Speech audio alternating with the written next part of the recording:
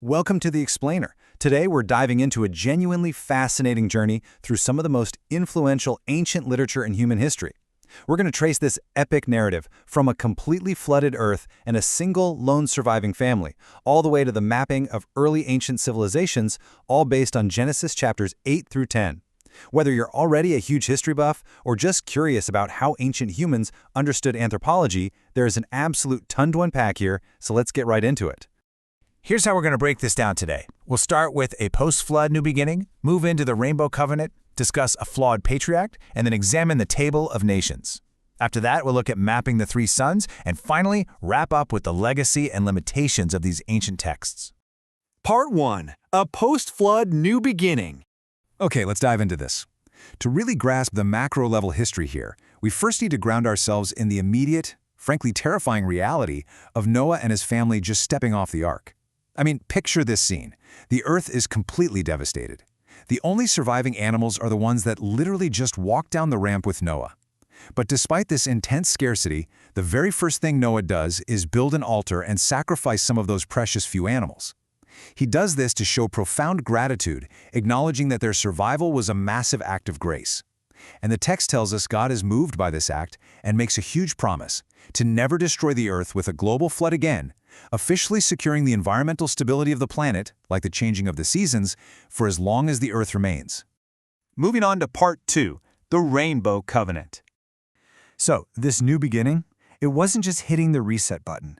It came with a completely altered set of rules for how humanity would interact with the earth. The relationship between humans and the natural world was forever changed. And this brilliantly illustrates the massive shift from that original Edenic ideal to the harsh, unforgiving reality of a post-flood world. Originally, the text describes humans and animals living in perfect harmony with a plant-based diet. But now, animals will fear humans and humans are officially given permission to consume meat. That peaceful garden harmony is gone, totally replaced by a much more severe reality. Now, the absolutely crucial point here is that with this new permission to eat meat comes a really massive restriction. Eating blood is strictly forbidden. Why? Because blood represents life itself. The idea is to teach humans a profound respect for life, recognizing that it comes directly from the Creator. This deep reverence for blood actually lays the groundwork for the entire biblical system of sacrifices we see later on. On top of that, human life is given the ultimate protection. Because humans are made in the image of God, murder is now instituted as a capital crime. Essentially, to attack a human is to attack the image of the Creator. To officially seal this new set of rules, a sign is given, the rainbow. It serves as the ultimate, inescapable visual reminder of this covenant. And what's really beautiful here is that this promise of divine patience and mercy isn't just made to humans. The text explicitly points out that it's made to all flesh, literally every single living creature on the earth.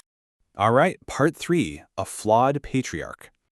As we transition to the next part of the narrative, we start to see the darker side of human nature crop back up. Survival didn't exactly mean the eradication of human flaws, right?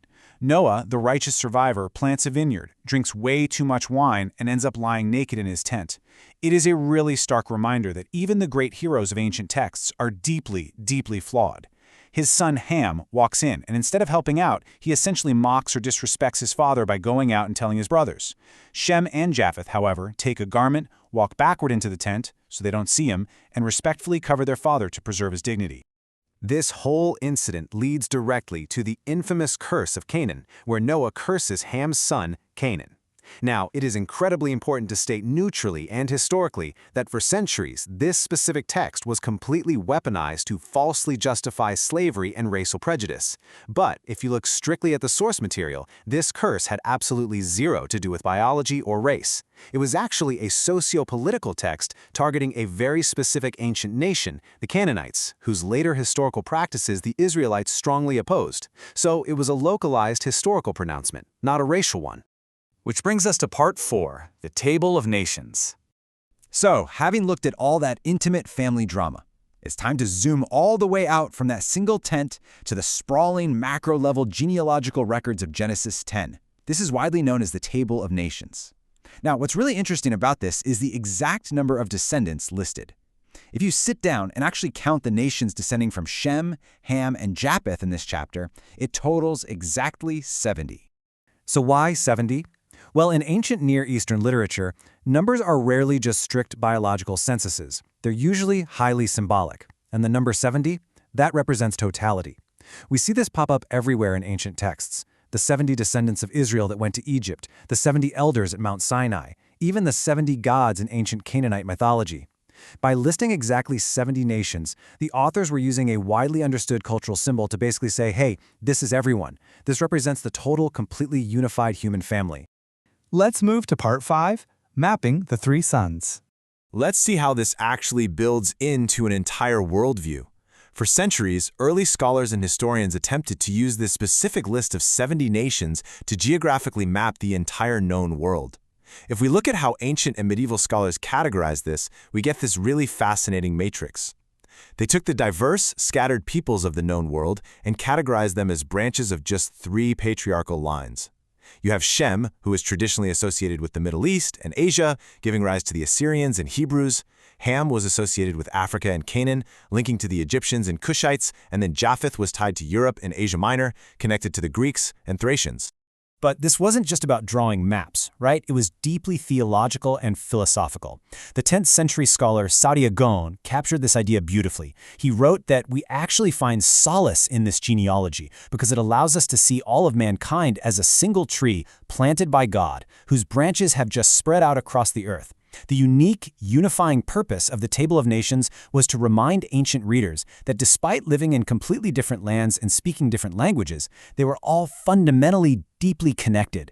And because this genealogy was so incredibly influential, a super surprising historical phenomenon happened. As Christianity and Islam spread, other distinct global cultures wanted in on the story.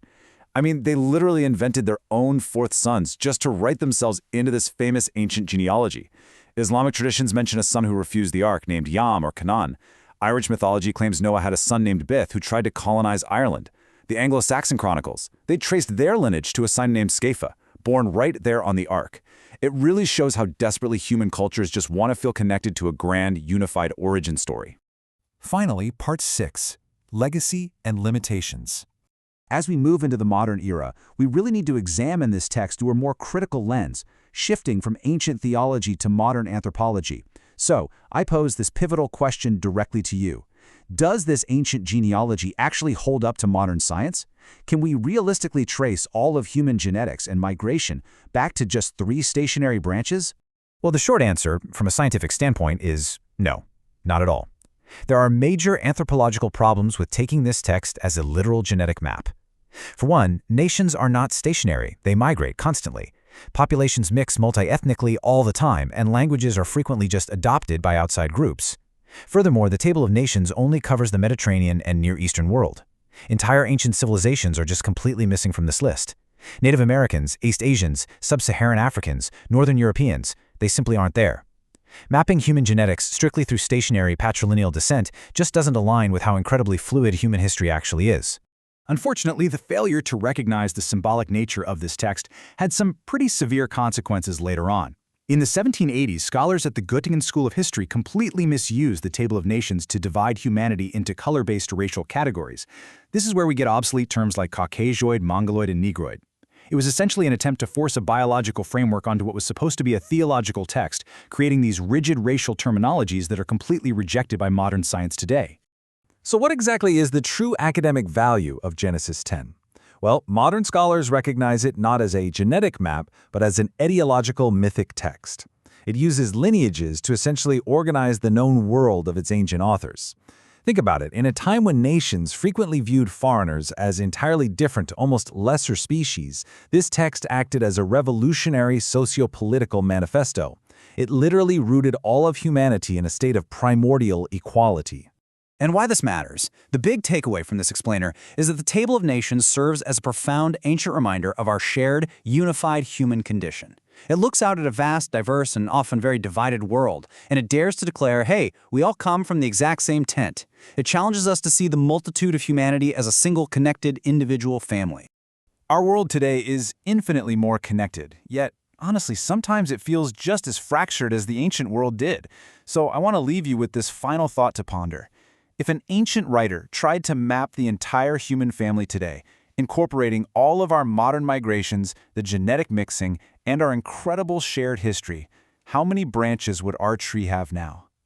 Thank you so much for joining me on this explainer, and as always, keep asking the big questions.